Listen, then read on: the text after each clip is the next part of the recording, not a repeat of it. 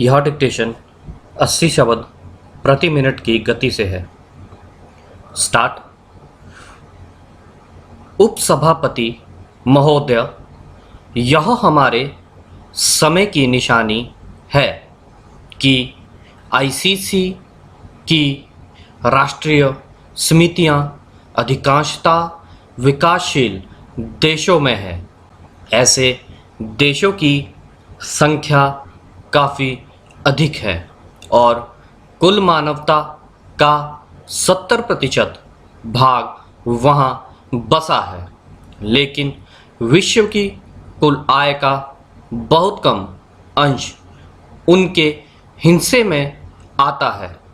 हम में से ज़्यादातर देशों ने गत 25 या 30 वर्षों के अंदर ही औपनिवेशिक शासन से मुक्ति पाई है और उसके बाद से हम अपने लोगों के लिए आवश्यकता की चीज़ें उपलब्ध कराने और उनके लिए जीवन के न्यूनतम स्तर की व्यवस्था करने में लगे हैं।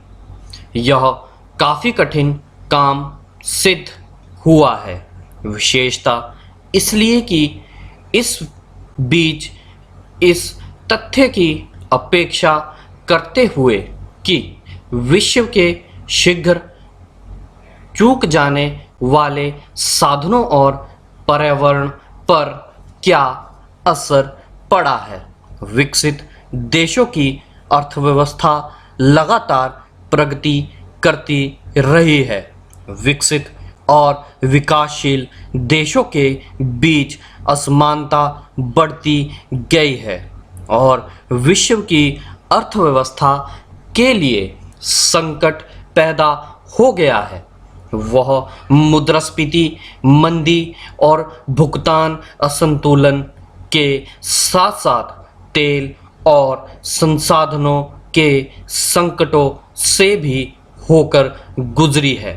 यह स्पष्ट है कि गत विश्व युद्ध के बाद विश्वव्यापी आर्थिक विकास और समृद्धि के उद्देश्य से जो प्रणालियां और जो संस्थाएं जन्मी वे अपर्याप्त सिद्ध हुई है।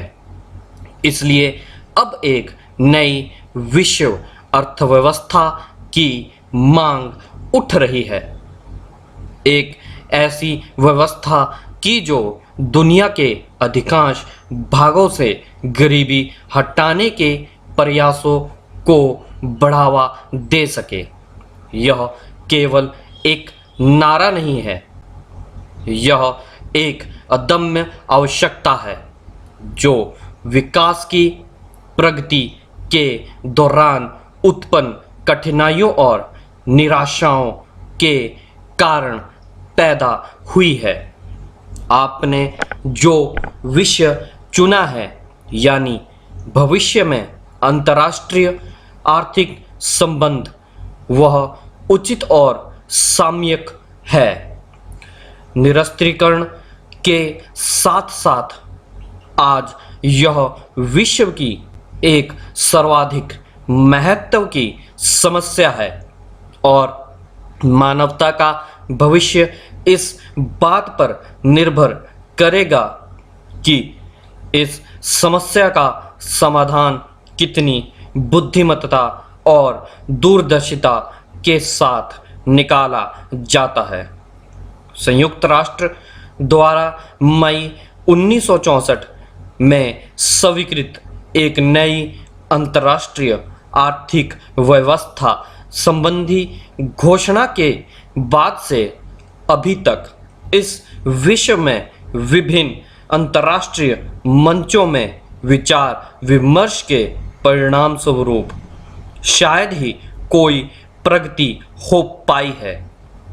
अनेक योजनाएं रखी गई है। आज सवेरे के समाचार पत्रों से हमें मालूम हुआ है कि एक नया लैटिन अमेरिकी नमूना पेश किया गया है। Full stop.